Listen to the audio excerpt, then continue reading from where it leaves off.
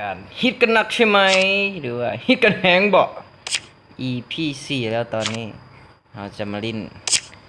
เกมยังก็เข้าห้องเกมยังก็ไพ่แข็ง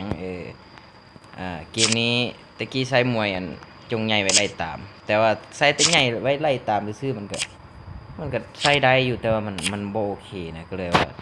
เสี่ยวมาเอามาผสมกันเอาจงไว้ไล่แน่แล้วก็เขาก็ตีน้อยออกแน่นะเพื่อแน่ไล่ไปเพื่อว่าเอาผสมผสานกันมันจึงได้ออกมาดีนะลองเบิ่งว่าสิได้กินน้ำเข้าอยู่กู10ตีมาเก้ามาให้ไล่ว้ายสัตว์คือหกอย่าไล่เด้อไล่กูปล่อยแม่งรถแอร์ได้ไหม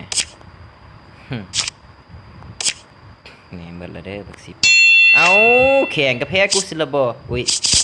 บ้า14แต้มเสิร์ชเข้ามากระเทียเลยตาแรกได้นะจากที่ได้ฮอด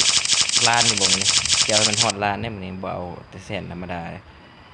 มีเงิน7,000เอามากระแข่งกับแพ้กูแน่เนาะเข้ามากระเสี่ยวเลย50 คนเลยเนาะ50 คนเลยมาต่อกูเป็นร้อยสุยัง4,000บ่ได้ตานี้ถือว่าลมละลายเลยเนี่ยว่าตีอัดคลิปตัวใดก็ที่ลมละลายตลอด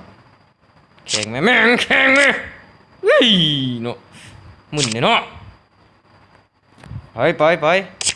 ลีลาอยู่เห็นว่าได้กินตลอดเลยมีเงินหลายเด้เป็น40,000พุ่นนะไล่สูสะใจเว้ยมึนเนาะมาเท่าโอ้ยมึนทีเดียวเดินไปเดียวทิมรถมึงไล่มากูตบกกหูขันแก้วเว้ยออกมาแล้วบักดำเด้อบักดำหรือว่าควีน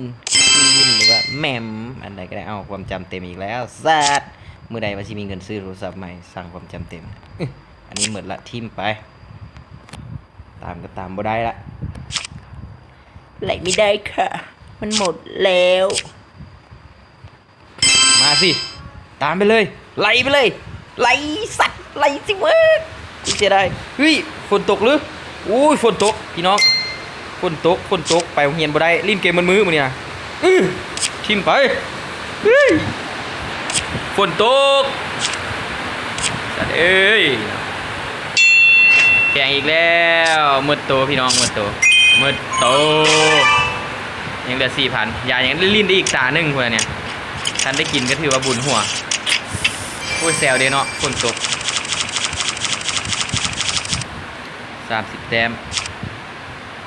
ตีไม้ไล่ดูวะขี่ส่งจูบเลยแข่งซะงั้นมืดโตเถอะอุ้ยยังมามี8,000ได้ยังไง